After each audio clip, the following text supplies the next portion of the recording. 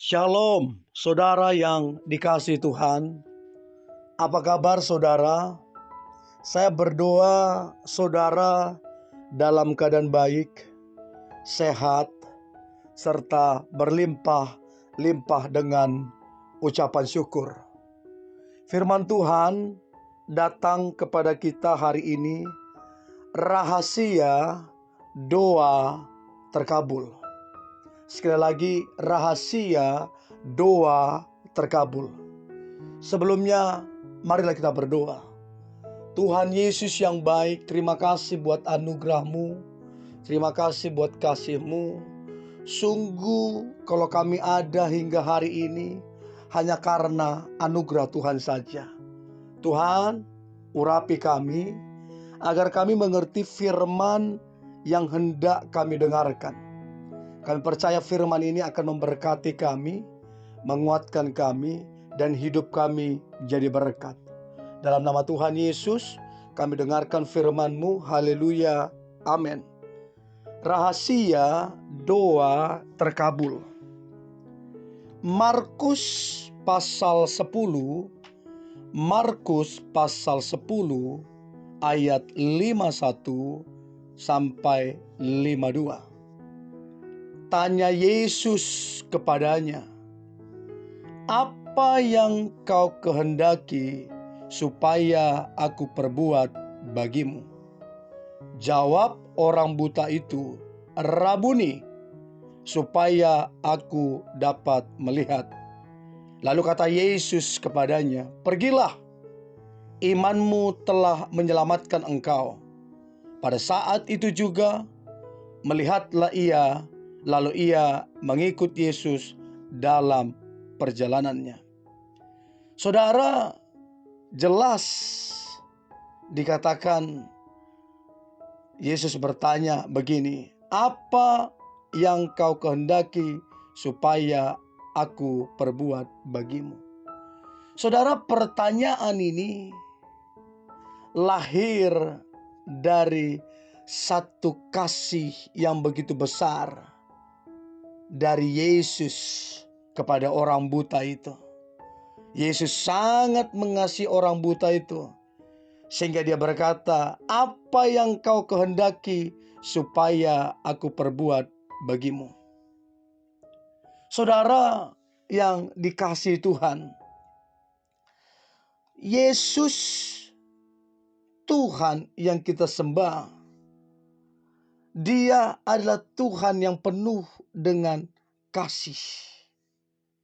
Dia sangat-sangat mengasihi. Nah, kalau kita baca ayat tadi, ya, kalau kita renungkan bahwa untuk terjadi mujizat, maka orang tersebut harus sangat menginginkan kesembuhan. Bahkan dia bisa membayangkan bahwa dia sudah sembuh. Jelas kata Yesus kepadanya, "Apa yang kau inginkan dariku?" Nah, Yesus saudara udah mengetahui kok bahwa orang tersebut buta, dan pasti mengharapkan agar dia melihat. Tapi ada yang unik saudara di sini, ada yang menarik. Yesus tetap bertanya dengan harapan agar orang tersebut secara pribadi dapat membayangkan bahwa dia bisa melihat seperti yang dia harapkan. Nah, kenapa Yesus tetap bertanya? Yesus mau muncul harapan dan iman di situ. Oleh karena itu, orang tersebut berkata, "Rabuni, supaya aku bisa melihat." Dan waktu dia bisa membayangkan dalam pikirannya bahwa ia bisa melihat, tidak lagi buta, kesembuhan langsung terjadi. Nah, berikutnya saudara, ada yang menarik. Yesus berkata, "Pergilah, imanmu telah menyelamatkan engkau. Saudara yang dikasihi Tuhan, untuk kita menerima jawaban doa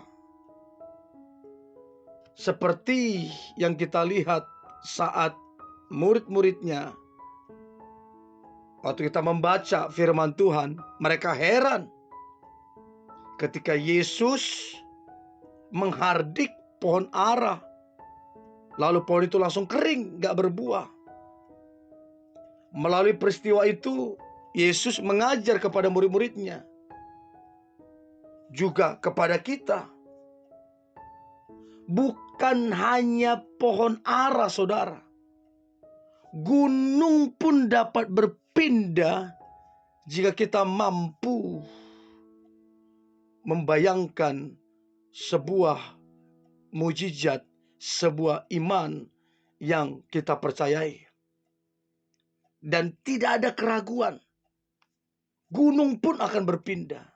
Masalahnya kita tidak berani membayangkan, tidak berani mengimajinasikan iman itu, sehingga imannya tetap ciut. Matius 21 ayat 21 dan 22. Matius 21 ayat 21 dan 22.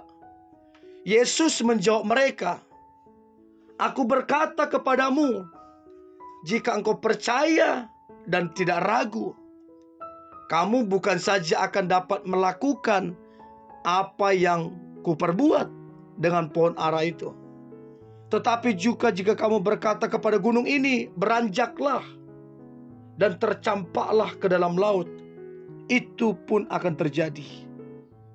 Dan apapun yang kamu minta dalam doa dengan penuh kepercayaan, kamu akan menerimanya." Jadi saudara yang dikasihi Tuhan, Yesus berkata, jika kamu percaya dan tidak ragu. Ini adalah rahasia untuk doa saudara dikabulkan Tuhan, yaitu jika kamu percaya. Ya, jika kamu percaya, jika kamu yakin, maka jangankan pohon ara, gunung itu pun akan berpindah, saudara. Jadi, saudara, mari jangan ragu, ya, tetap percaya, maka gunung pun akan berpindah kalau saudara percaya dan beriman. Nah, seringkali iman kita itu tergantung keadaan. Kalau keadaannya baik-baik, kita beriman kelihatannya bagus banget. Tapi begitu keadaan tidak mendukung, tidak seperti yang kita harapkan, kita mulai meragukan Tuhan. Kita mulai mempertanyakan Tuhan.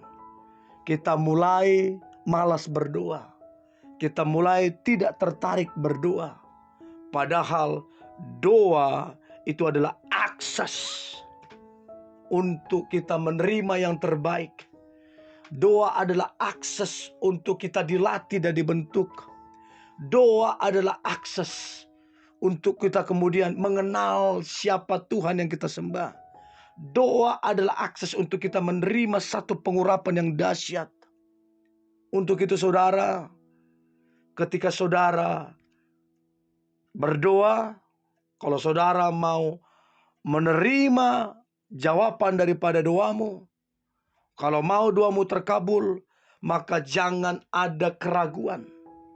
Percayalah, maka lihatlah mujizat akan terjadi, jawaban doa engkau akan terima, dan nama Tuhan dipermuliakan. Mari kita berdoa. Tuhan Yesus, terima kasih buat hari ini. Kami mengucap syukur. Kami bangga punya Tuhan seperti Engkau. Engkau Tuhan yang melakukan mujizat. Engkau Tuhan yang menjawab doa. Bahkan Engkau Tuhan yang memberkati kehidupan kami. Aku percaya setiap umat-Mu yang berdoa dengan bersungguh hati, doanya akan dijawab Tuhan, dan orang itu akan bersyukur serta mempermuliakan nama Tuhan. Di dalam nama Tuhan Yesus, kami berdoa dan mengucap syukur. Haleluya. Amin.